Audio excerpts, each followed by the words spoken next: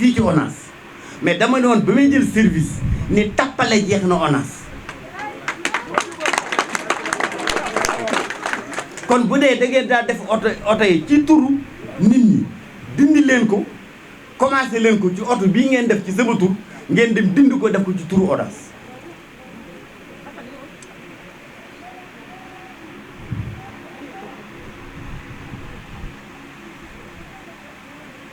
donc ma delloo oto bi ñu dellusiwaat ni ma oto bi mënuñu ko def ci turu ONAS parce que le protocole d'accord diggante gouvernement du Sénégal ak projet bi dafa ni bépp matériel ci turu entreprise bi lay nekk ba jusqu'à la fin du projet buñ constaté fin de projet bi ñu doog ko mën a muter ci turu ONAS effectivement te muy dëgg na te en plus nag ma yokkal leen ci ni il faut une autorisation de la commission de contrôle des véhicules de l'administration de la CCVR kon ma ni def leen ko ci turu société bi nga xam ni mooy exécuter le projet PPP ñu defaat oto bi ci turu projet ci turu entreprise bi donc ma ko delloo ak carte grise bu nekk ci turu PPP diggante bi le 9 août exactement le 9 juillet exactement la ma ministre bindoon naan na waaw dégg naa ni dafa am benn oto boo xam ni dañ la koo may xawma projet moo ko bind ñu def ko ci sa tur loolu normalul dama bëgg nga dindi ko ma tontu ko ni ko monsieur le ministre le 9 nga may bind carte grise oto bi mi ngi nii depuis le 5 fekk dama def ko ci turu entreprise ba pare kon xaaruma yow nga may woon yoonu jubal jubanti danga ma cee fekk ba pare lii ndëngate goo xam ni entreprise boo ko def woon rectifier naa ko balaa ngay wax ak man waaye nit boo xam ni la muy def safaan la ciy wut ba ma bindee lettre bi daf cee defal ampliation premier ministre defal ci ampliation président de la république ma tontu ko boole ci carte grise lettre bi ne ko ba nga may bind fekk na nekk na ci turu entreprise ba pare lettre boobu jottaliwu ko Ousmane Sonko jottaliwu ko Bassirou Diomaye Faye mu nekk ko xanaa foofu lañ jóg lan tàmbale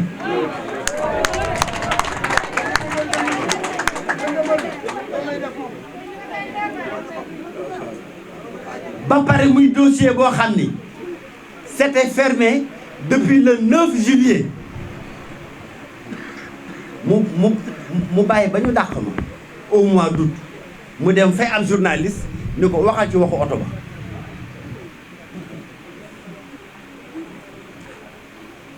xanaa loolee de la manipulation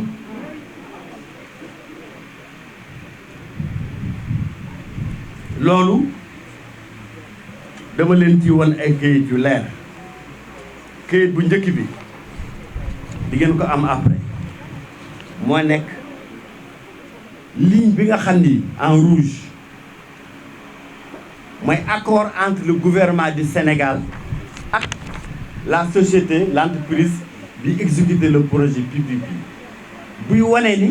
entreprise boobu dafa war a jënd du matériel roulant pour ONAS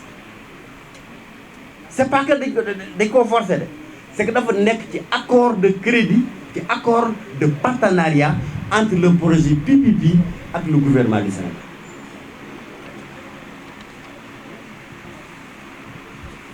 deuxième bi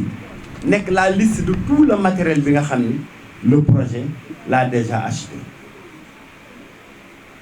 te boo xoolee dernière ligne bi nga gis oto bi nga xam ni moom le projet bi jëndoon pour le directeur général de ONAS kon du rek loo xam ni da Cheikh Dieng mooy forcé pour am ko déedéet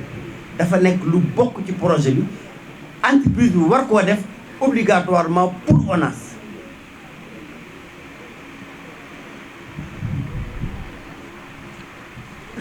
bii lettre laa bindoon ministre gis ngeen date bi pour wan ko ni oto ba nekk na déjà au niveau de carte grise bi nekk na au nom de l'entreprise ba pare nekkatul ci sama tur waaye mi continué naa non xam nga yi kii comme que vraiment donc man dañ may wax rek ah gis nañu oto boobu foofu nee nañ sax secrétaire général bu njëkk ba delloo si waat na oto ba kon léegi donc oto ba nungu ko waa et cetera. entre parenthèse bi may ñëw DG ONAS damaa fekk secrétaire général ba fa nekkoon ba muy dem à la retraite mu yóbbaale oto ba kooku ba ma ñëwee mu bind ma lettre ni ONAS li fi xew mooy kuy dem à la retraite dañuy jël njëggu oyof ñu jaayee la ko oto ba nga yoroon man ko oto ONAS man moomuma ko ginnaaw da nga koo demoon te da nga ko yóbbuwoon te DG bi ma remplacé jotuloo ko woon a jaay kon delloo si oto bi parce que oto bi moomuma oto ba tey boo demee fe ONAS fekk ko fu mu gaar waaye wax ju sew Cheikh Dieng du ci dugg ba wax ji sew ji tàmbalee jóge ci ministre ma faf gedd oto ba delloo ko société ko bind lettre ministre bi ni ko oto ba gedd naa ko delloo naa ko société ko copie lettre ba ma ko bind mi ngi ne au lieu mu jébbal ko Ousmane Sonko ak Bassirou Diomaye Faye mu téewaat lettre bi kon ñoom Ousmane Sonko ak Bassirou Diomaye Faye jàpp nañ ba léegi ni Cheikh Dieng la mu bindoon ci lettre bi dañ koo may oto def oto bi ci turam ba pare nee naa ko delloo ko mu bañ loolu la bàyyi ci xel Ousmane Sonko ak Bassirou Diomaye Faye li may wax ni dafa am solo ndax dinaa ci dellusiwaat parce que c'est les conditions subjectives yi nga xam ni ci la Bassirou Diomaye Faye ak Ousmane Sonko sukkandiku ba di indaay yeneen tuuma ñu daal di may dàq ci sama place ba ma nekkoon.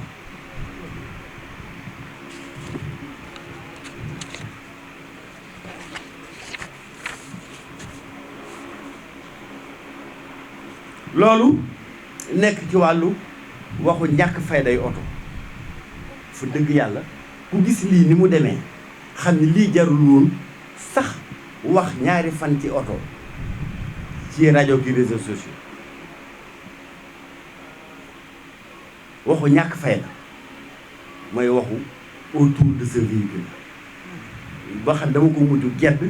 delloo ko ñu ko jëndoon leen def leen ko lu ngeen xam boobu ba léegi nag Cheikh Dieng oto boppam moom lay demee tourner oto boppam lay liggéeyee ndax wax naa ko léegi nag am naa ñetti oto yu ma mën a liggéeyee waaye dafay dëgg di yoon booy liggéeyal un service en tant que directeur général nga war a am oto de service ci service ba ngay liggéey. alors journaliste ba ñu yónni woon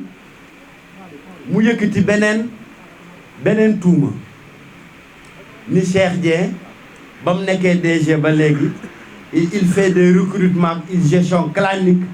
ay recrutement à tour de bras boo demee jeune ji de caare ko yëpp sax recruter nañ leen ci biir ONAS te loolu ministre bi Cheikh Tidiane Dièye moo ma bind lettre defal ci ampliation Sonko ak Diomaye ni ma dégg naa waaye wax ci dëgg yàlla kilifa dina toog naan dégg naa te doo ma ni rek fais-moi un rapport sur tous tes recrutements